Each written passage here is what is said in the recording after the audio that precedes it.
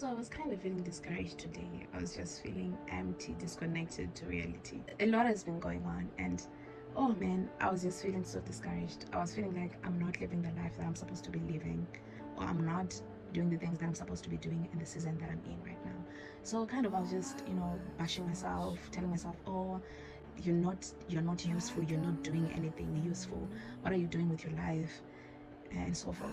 So everything was just feeling empty in that moment. I was feeling like, oh man, I'm not living the life that I'm supposed to be living. Like, something is not adding up. I'm missing out on something. Like, what is it? The Holy Spirit just started giving me ideas. So I was now thinking about business. So in the moment when I was just feeling empty and all that, it really felt like nothing was working out. Like my life was stagnant.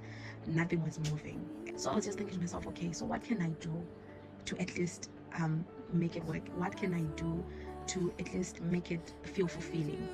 So I was thinking to myself, but okay, there's nothing you can do, Nyasha, because you don't have the resources to do this and this and this.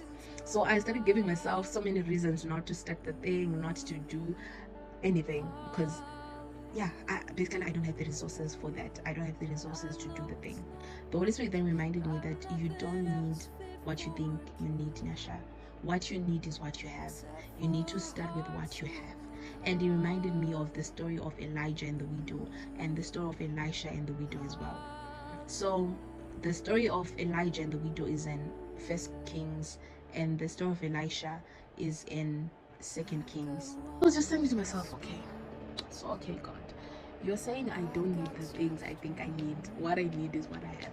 Because sometimes we find ourselves not doing the thing God tells us to do because we think we don't have enough resources to start off the thing.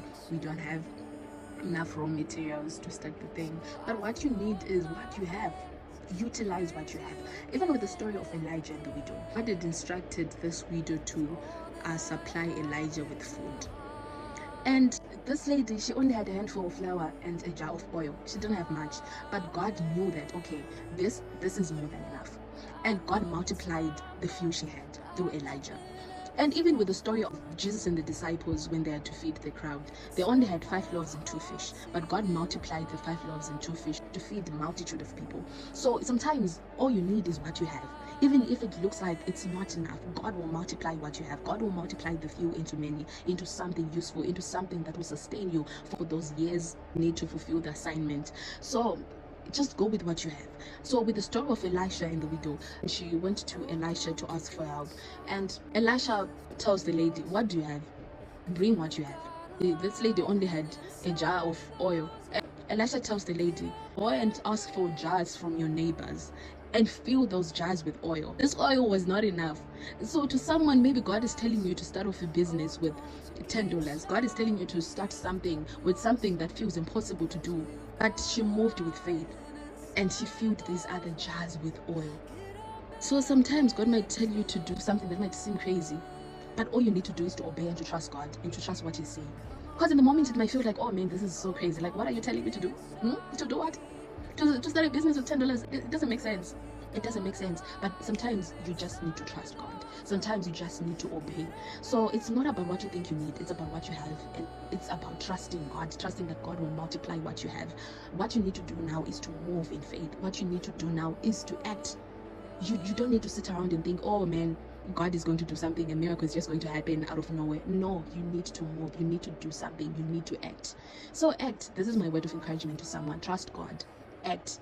With these stories in the Bible, they didn't have much, but they trusted God. They trusted that God was going to multiply the few they had, and God did multiply the few they had. So if you want to start something, don't be discouraged by your resources and think, oh man, it's impossible. Don't look at what you have. Don't look at the resources and feel like, nah, it's not possible. Look at God. Look at Jesus, the multiplier of thy things, the provider. Look at Jesus, the provider, Jehovah Jireh. He will provide. He will multiply what you have now. So all you need is to trust Him. All you need is to lean on Him. Don't lean on your own understanding. Don't lean on what you see or what you perceive, but lean on God's vision, because your vision sometimes might be blurry. Your vision sometimes it might feel impossible. It might feel like, oh man, it's not possible for me to accomplish this. But trust God. Because our God is mighty. Our God, He's a God who does the impossible. So you just need to trust Him. He will multiply. He will double thy portion. He will double the thing. You feel like, man,